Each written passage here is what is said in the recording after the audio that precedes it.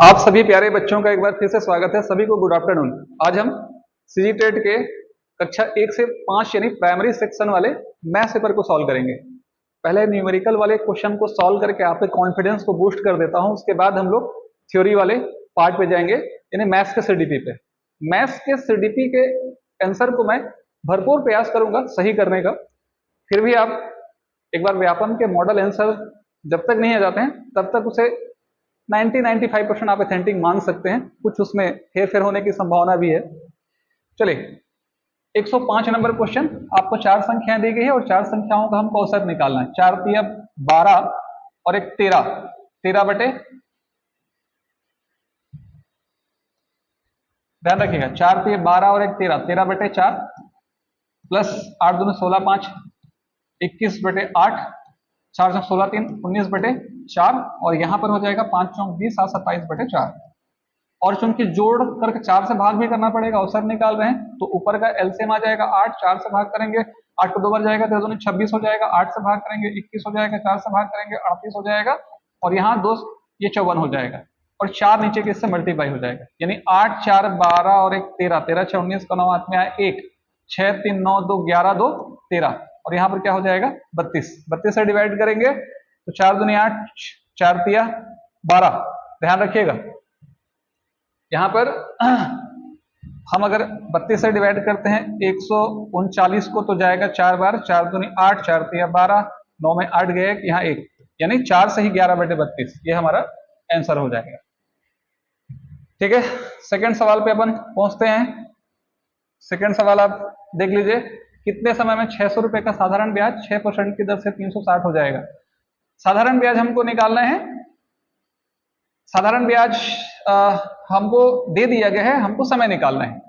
तो इंटरेस्ट का सामान्य सा फार्मूला होगा P into R into T upon 100। आप इस फार्मूले का प्रयोग कीजिए। इंटरेस्ट का मान रखिए। इंटरेस्ट का मान कितना है 360 है, प्रिंसिपल कितना है 600 रुपए है, ब्याज की दर कितनी है 6% है, टाइम पीरियड मुझे चाहिए यहाँ से, तो ये 2 जीरो यहाँ से डायरेक्ट कैंसिल हो जाएगा और 6 6 का 36, तो टी बराबर कितना निकल जाएगा 10। तो 10 साल मेरा सीधा क्या हो जाएगा आंसर निकल जाएगा। चलिए नेक्स्ट क्वेश्चन। Next question 107। एक व्यक्ति ने 2 स्कूटी में प्रत्येक को 98। देखिए जब इस प्रकार का कोई सवाल आए, एक व्यक्ति ने 2 स्कूटी में से प्रत्येक को 98 रुपए में बेचकर एक पर 15% का लाभ और दूसरे पर 15% की हानि उठाई, तो पूरे लेन देन में कितने परसेंट का लाभ या हानि हुआ। जब भी ऐसा कोई सवाल आए तो इस प्रकार के सवालों को बनाते समय सिर्फ आप एक चीज समझिएगा, अगर एक बार x% लाभ और एक बार x% हानि हो तो इस पूरी प्रक्रिया में हमेशा हानि होगी और हानि परसेंट को हम कैसे निकालते हैं x स्क्वायर अपन 100 का प्रयोग करके निकालते हैं। तो 15 का स्क्वायर भागे 100 करेंगे तो 15 का स्क्वायर होता है 225, 225 को 100 से भाग करेंगे तो कितना आ जाएगा 2.25, यानी पूरी प्रक्रिया में 2.5% का लॉस हो जाएगा। ठीक है, तो 2.25% की क्या हो जाएगी हानि हो जाएगी। चलिए ठीक है, नेक्स्ट क्वेश्चन है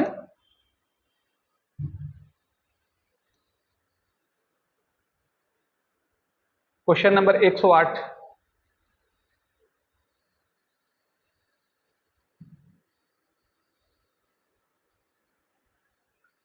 सुमेलित कीजिए।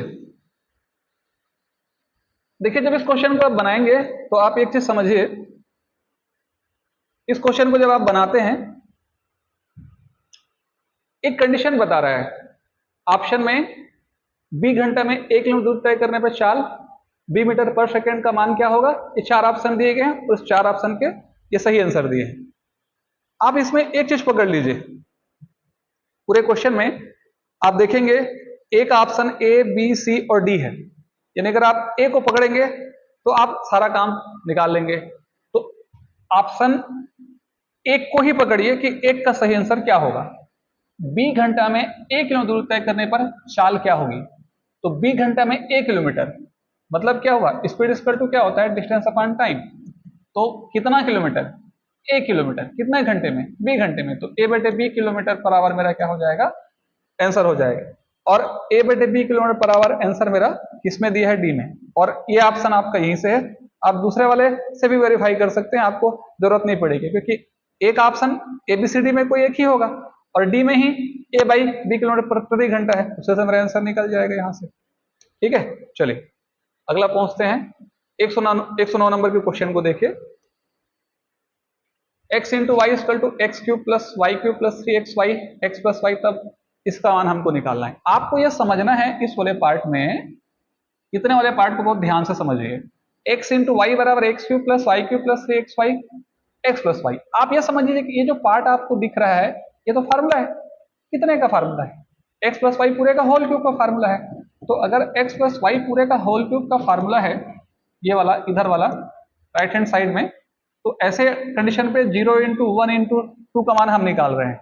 मतलब क्या हुआ, यहां पर x इंटू वाई, मतलब जो x इंटू वाई होगा वो a cube plus B cube को एक्सप्रेस करेगा। तो 0 इंटू मतलब यहाँ स्टार, तो 0 स्टार 1 का मतलब क्या होगा, ये 0 प्लस 1 का होल क्यूब को एक्सप्रेस करेगा। तो इतने का उत्तर क्या हो जाएगा, 0 प्लस 1 का होल क्यूब, और 0 में हम 1 जोड़ेंगे तो 1 आएगा, 1 का क्यूब, तो 1 का क्यूब कितना होता है 1, मतलब इतने का परिणाम हो गया 1।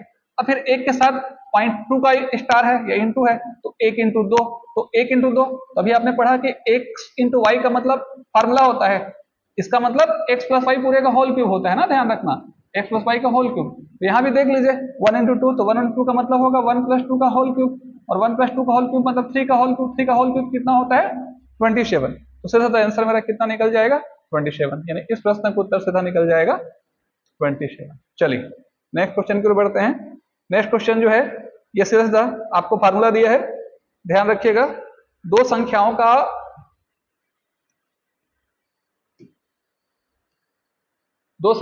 ए और बी के एचसीएफ एलसीएम के बीच में रिलेशन है, तो सीधा सीधा आंसर है, इसमें अपने को कुछ करने की जरूरत नहीं पड़ेगी। आपको पता है कि दो संख्याओं के एलसीएम और एचसीएफ का मल्टीप्लाई दो संख्याओं के गुणा के बराबर होता है। तो LCM into HCF equal to A into B, ये फार्मूला होता है। तो कौन सा ऑप्शन इसे एक्सप्रेस कर रहा है, तो आप देख सकते हैं कि दो संख्याओं ए और बी बोल रहे हैं, तो ए और बी का गुणा एलसीएम एचसीएफ के गुणा, मतलब ये वाला एचसीएफ और एलसीएम, तो सीधा मेरा आंसर क्या निकल जाएगा, सी निकल जाएगा। नेक्स्ट क्वेश्चन की ओर पहुंचते हैं। नेक्स्ट क्वेश्चन बहुत ही डेंजरस सवाल है, ध्यान रखिएगा आप इस चीज को। इसमें से कौन से ऑप्शन का कितने परसेंट का उत्तर जो है 0.72 होगा। अरे भाई सिंपल, सॉरी खतरनाक का मतलब यहाँ पर आसान से सवाल था। 72% का मतलब क्या होगा, 72 भागित कितना होगा 100 से डिवाइड करेंगे तो अपने आप क्या हो जाएगा 0.72, तो सीधा सीधा क्या निकल जाएगा आपका 72%। क्वेश्चन मार्क परसेंट बराबर इतना, तो 72% बराबर इतना, कहने का मतलब सीधा है।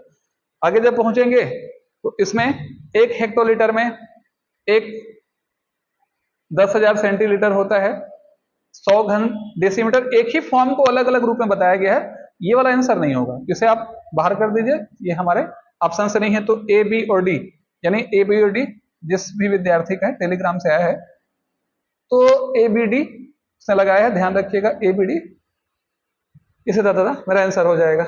चलिए आगे बढ़ते हैं, 112 निकल गया। आगे की ओर जैसे पहुंचेंगे, ये थ्योरी वाला सवाल है, आप इसे सेट करेंगे तो इसका सीधा सीधा आंसर जो है, ध्यान रखिएगा डी। ये कैलकुलेटर वाला सवाल, इसे आप बना सकते हैं, आसान सा है। आप जिस सिस्टम से सॉल्व करेंगे तो उसमें डी आंसर आएगा। इसे बढ़ते हैं तो समय खराब मत कीजिए, आसान है, जो सवाल आसान रहेगा उसको आप आसानी से बना सकते हैं। आगे बढ़ते हैं, जो मुझे बताना है, जहां मैं कुछ नया बता सकूं आपके लिए, जिसमें आंसर आपका कंफर्म वेरीफाई हो जाए, उसको हम ज्यादा हाईलाइट करेंगे। चलिए अब ये बड़ा अच्छा सवाल है, यहाँ पे भी आपको स्तंभ 1 में ए बी सी, देखिए ध्यान से समझिए, और यहां पर आप इस सवाल को जब बनाएंगे तो वो कह क्या रहा है, वो कह रहा है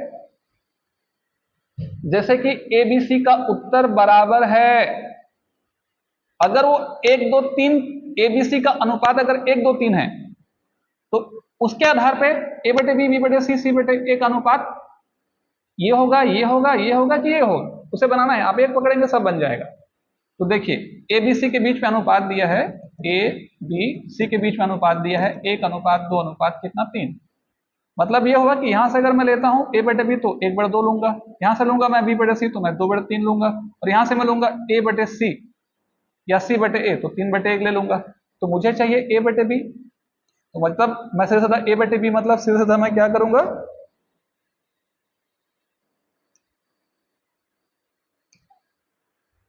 देखिए यहां पर a बटे बी, तो a बटे बी में अगर मैं इसके पकड़ रहा हूं तो a बटे बी मतलब 1/2 रेशियो b बटे सी, b बटे सी मतलब यहां से ये 2/3 और उसके बाद c बटे a, तो c पहले है और a बाद में है तो 3 बटे कितना हो जाएगा 1। अब सॉल्व कीजिए तो इसका जो लघुत्तम आएगा उस लघुत्तम का हम प्रत्येक में मल्टीप्लाई करते हैं ना, इसे हटा दीजिए 1/2 multiply 6 ratio 2/3 multiply 6 ratio 3/1 multiply 6 मतलब क्या 2 तिया 6, 3 दूनी 6, तो 2 दूनी कितना 4 और 6 तिया 18, तो 3 4 और 18 इसका आंसर हो जाएगा। तो 3 4 18, 1 2 3 का ऑप्शन 3 4 18, एक का सी है तो 3 4 18, एक का सी कहां पर आएगा यहीं पर, एक ही ऑप्शन है, आप एक को पकड़ेंगे तो सारा मेरा खेल हो जाएगा। समझ आपको मतलब क्वेश्चन का खेल आपको समझ में आएगा क्या कहना चाह रहा है, तो एक का सी मेरा सही आंसर हो जाएगा। चलिए ठीक है आगे बढ़ते हैं। इसके बाद ये बड़ा अच्छा सवाल है, क्वेश्चन नंबर 115। 115 आप क्वेश्चन देखेंगे, ए किसी काम को 10 दिन में पूरा करता है जबकि पी किसी काम को 10 दिन में क्यू उस काम को 5 दिन में पूरा करता है, दोनों को समान मजदूरी दिया जाता है। क्यू को आसान काम दिया गया। सिंपल सी बात है कि दो लोग काम कर रहे हैं, पहला एक काम को 10 दिन में करता है, दूसरा उसी काम को 5 दिन में करता है, लेकिन जब मालिक को मजदूरी देने की बात आती है तो दोनों व्यक्तियों को समान समान मजदूरी दिया जाता है। अब जब समान मजदूरी दिया जाता है इसका मतलब क्या हुआ भाई, जाहिर सी बात है आसान काम थोड़ी ना प्रश्न बोला है कि आसान काम की मजदूरी इतनी है, उस कठिन काम की मजदूरी इतनी है, उससे तो कोई रिलेशन नहीं सवाल में। इसका मतलब है कि एक आदमी की क्षमता ज्यादा तेज है इसलिए 5 दिन करने के बाद भी उसको वेतन दे दिया गया। सवाल में कहीं बोले कि क्यू की क्षमता पी से अधिक है इसलिए उसे मजदूरी दिया गया, तब जाकर के कारण आपका सही होता। यहां पर तो क्या हो रहा है, सीधा सीधा हो रहा है कि पी का जो कथन है वो तो सही है लेकिन कारण क्या है गलत है। तो यहां पर आप ध्यान रखिएगा कथन ए सत्य है परंतु आर जो है वो असत्य है, हमारा क्या हो जाएगा सी आंसर हो जाएगा। चलिए नेक्स्ट पे आगे बढ़ते हैं। देखिए क्वेश्चन नंबर 116, ए एक भुजा है समचतुर्भुज का और एक विकर्ण है 2D। क्षेत्रफल निकालने के लिए चरणों को व्यवस्थित कीजिए।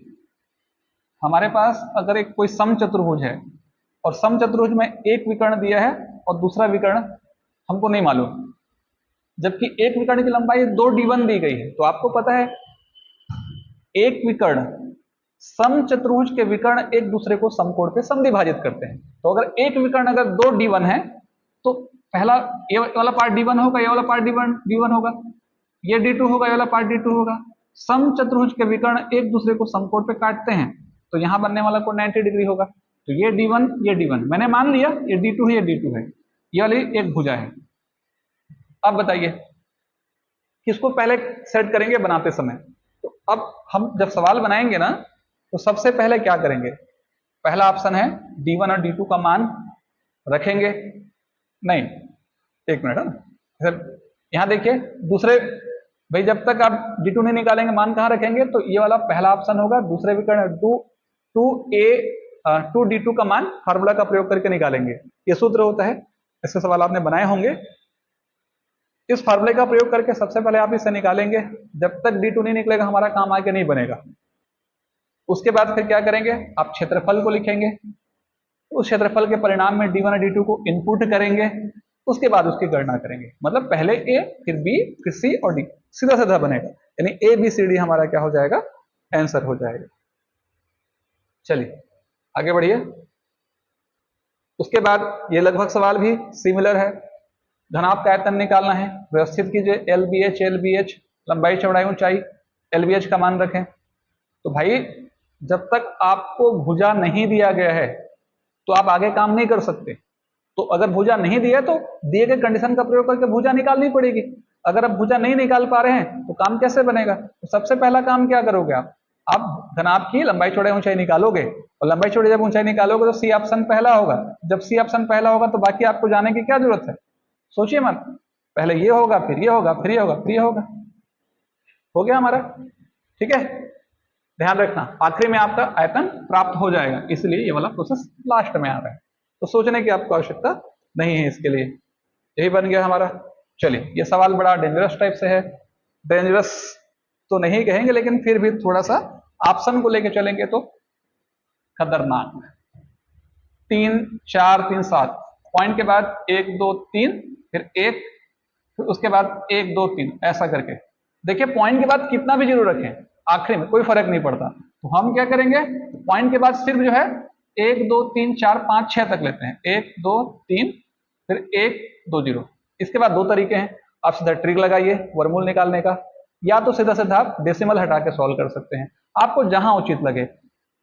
दशमलव के बाद अंकों की संख्या अगर, जैसे मान लीजिए एग्जांपल देता हूं, जैसे मान लीजिए कि यहाँ 0.49 है, तो इसका वर्गमूल क्या आएगा, 49 का 7 होता है, पॉइंट के बाद 2 डिजिट है तो वर्गमूल के मान में 0.7 हो जाएगा। अगर आपके पास 0.000049 है तो इसका सीधा वर्गमूल निकालेंगे 7, 6 का आधा 3 होता है, तो यहाँ पर पहले 2 जीरो लगा के दशमलव लगा देंगे। इस मेथड का प्रयोग करके निकालेंगे तो 100 का वर्गमूल 10 आएगा, 1 2 3 4 5 6, 6 का आधा 3 होता है तो यहाँ पर शून्य आएगा, दशमलव यहाँ लग जाएगा, तो 0.010 इसका सही आंसर होगा। आप इस मेथड का प्रयोग कर सकते हैं, या तो आप चाहें तो आप दशमलव हटा दीजिए, है ना, 100 हो जाएगा, उसके बाद नीचे में 1 लिख के 6 शून्य कर देंगे, ठीक है, 4 2 6, 100 का वर्गमूल होता है 10, इसका वर्गमूल होता है 1000, और जब 10 काटेंगे तो उतना ही आएगा 1/100, 100 से भाग करेंगे तो पॉइंट क्या आ जाएगा 01। तो यहाँ 0.010 आ रहा है, वहां 0.01 है, तो 0.01 का मतलब भी तो 0.010 होता है, तो 0.010 लिखेंगे तो सही है, 0.01 लिखेंगे तो सही है, 0.010 लिखेंगे तो सही है, 1000 बार लिख दीजिए, उससे क्या फर्क पड़ता है। लेकिन ऑप्शन देखिए बहुत ध्यान से बच्चे लोग, तो ऑप्शन में क्या है 0.001, 2 जीरो और 1 कहीं नहीं, 0 1 के बाद बाकी काम होगा, तो ये ऑप्शन तो खत्म। 0.01 सही है, 0.010 सही है, 0.010 और भी लेंगे सही, ये भी सही है सही, तो बी सी डी, तो केवल बी सी और डी हमारा क्या हो जाएगा, सही आंसर हो जाएगा। चलिए आगे बढ़ते हैं ना। देखिए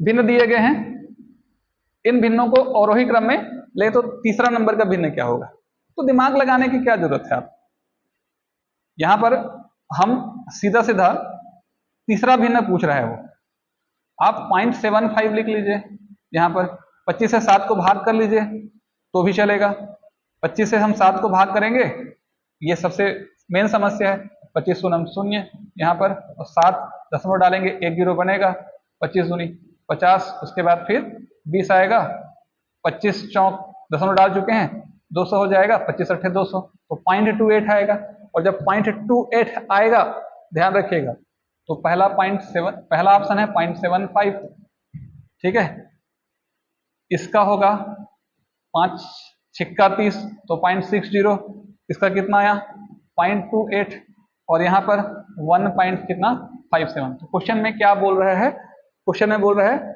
यदि भिन्नों को अवरोही बड़ा से छोटा रखते हैं, सबसे पहले बड़ा फिर उससे छोटा फिर उससे छोटा, तो ये पहले नंबर पे आएगा, ये दूसरे नंबर पे आएगा, ये तीसरे नंबर, तो 0.60 हमारा आंसर हो जाएगा, और 0.60 का मतलब है 5 छिक्का 30, तो ये मेरा पहला आंसर हो जाएगा। चलिए ठीक है आगे बढ़ते हैं।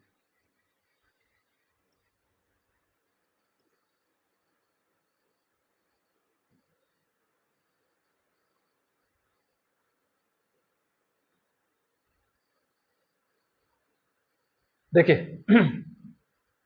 दी गई संख्या में 7 के स्थानीय और जाति मान का अंतर हमको निकालना है। दी गई संख्या में 7 के स्थानीय और जाति मान का अंतर, तो स्थानीय मान मतलब 1 2 3 4 शेष हो जाएगा 7000, जाति मतलब स्वयं इटसेल्फ खुद यानी 7, तो घटा दीजिए 10 में 7 जाएगा 3, यहाँ बचेगा 9, यहाँ बचेगा 9 और यहाँ 6, तो 6 9 9 3, तो 6 9 9 3 ये हमारा क्या हो जाएगा, सही आंसर हो जाएगा। ठीक है चलिए आगे बढ़ते हैं।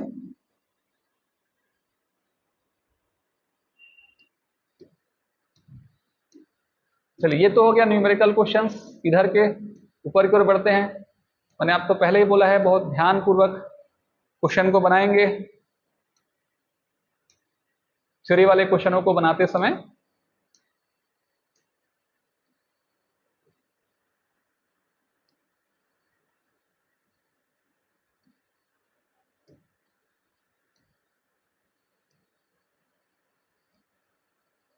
चलिए अगला सवाल, बैंकिंग मॉडल। आप इसमें एक चीज को समझेंगे तो बहुत सारी चीज समझ में आ जाएगा।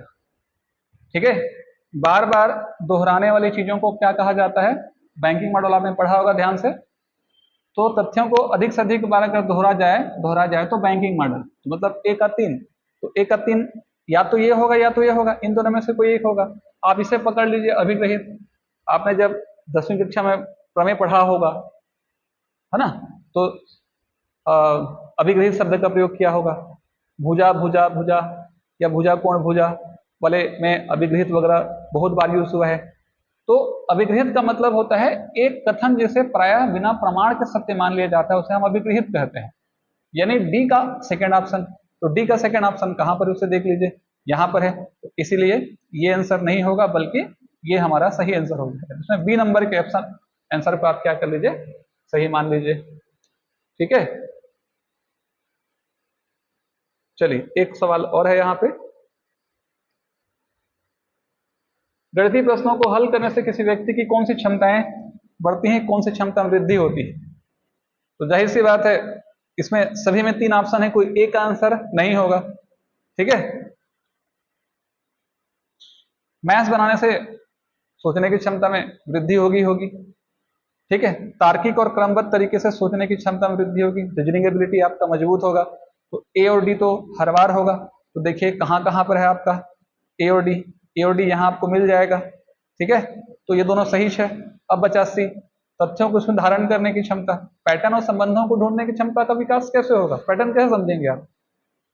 पैटर्न समझ में आपको नहीं आएगा, तो ये वाला सही है।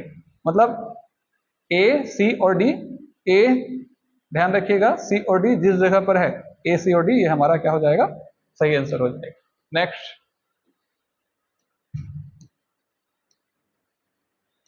किन मॉडलों में सीखने के ऐसे विशिष्ट उपकरणों को बांटा बार बार अध्ययन दोहराया जाता है? तो सीधी सी बात है, एक से अधिक मॉडल हैं, तो वो एक बैंकिंग मॉडल तो है ही, आप जानते हैं इस चीज को, है ना। बैंकिंग मॉडल में क्या किया जाता है, बार बार तथ्यों को दोहराने पर जोर दिया जाता है। एक बैंकिंग और ठीक है, एक प्रोग्रामिंग। ध्यान रखिएगा, संभवतः इसका आंसर ये हो सकता है। तो इसे यह हो सकता है कि ये भी हो, थोड़ा सा जहां तक मैंने पहले बोला आपको, कंफ्यूजन जरूर क्रिएट होगा। तो आप इतने मैंने आपके आंसर बता दिए, वो ऑथेंटिक हैं। इधर के बहुत सारे 10 में से 8 सही रहेंगे, फिर भी आप एक बार जब व्यापम का फाइनल आंसर आएगा जरूर आप चेक कीजिएगा। संभवतः है सी या डी के होने के चांसेस ज्यादा हैं। मेरा अनुमान सी की ओर रहेगा, हो सकता है डी भी ले ले इसको। चलिए आगे बढ़ते हैं।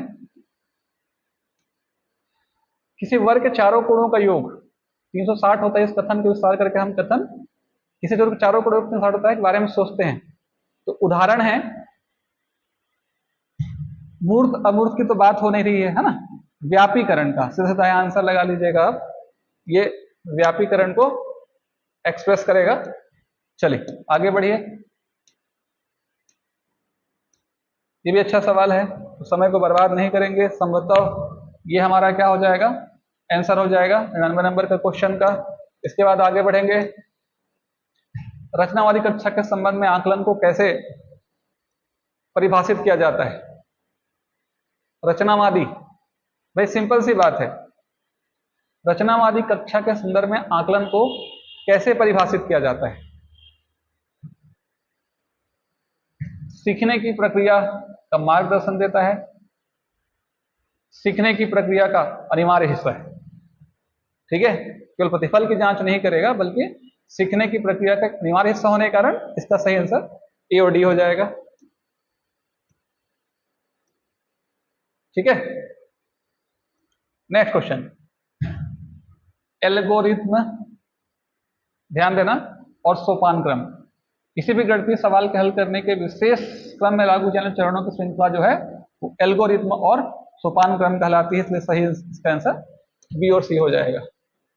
चलिए इसके बाद जोड़ की अवधारणा सिखाते समय सिद्धांत किस क्रम में आगे बढ़ा जाना चाहिए? अब बच्चों को जब जोड़ सिखाएंगे तो कैसे जोड़ सिखाएंगे?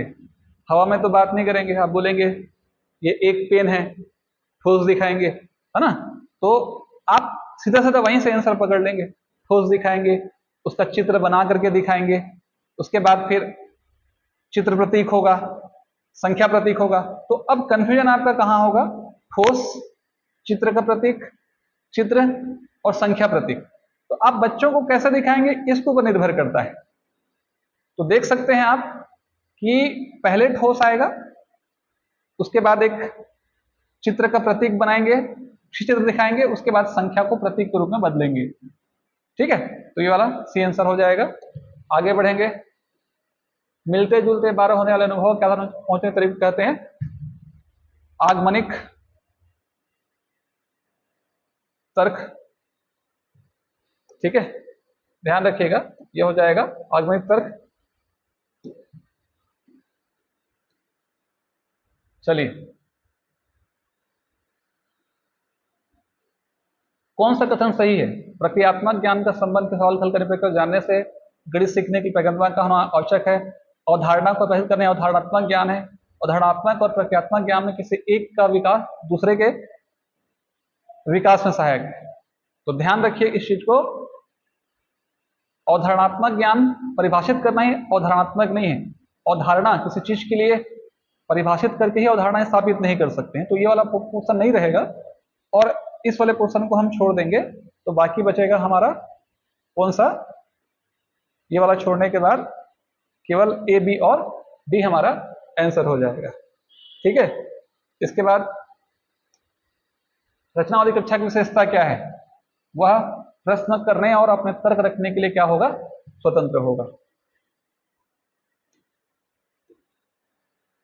चलिए, नेक्स्ट क्वेश्चन है, दो विषम संख्याओं को, हमेशा एक विषम संख्या होगा, पढ़ा होगा और आपने ध्यान दिया होगा अनुभाविक विधि, उसके आधार पे हम क्या कर सकते हैं? इसे परिभाषित कर सकते हैं। चलिए, बैंकिंग मॉडल अभी हमने समझा, याद रखने की क्षमता, बार बार याद करके ही हम क्या कर सकते हैं? इस चीज को एक्सप्रेस कर सकते हैं। तो याद रखने की क्षमता का अधिकतम प्रयोग ही बैंकिंग मॉडल को क्या करता है? एक्सप्रेस करता है।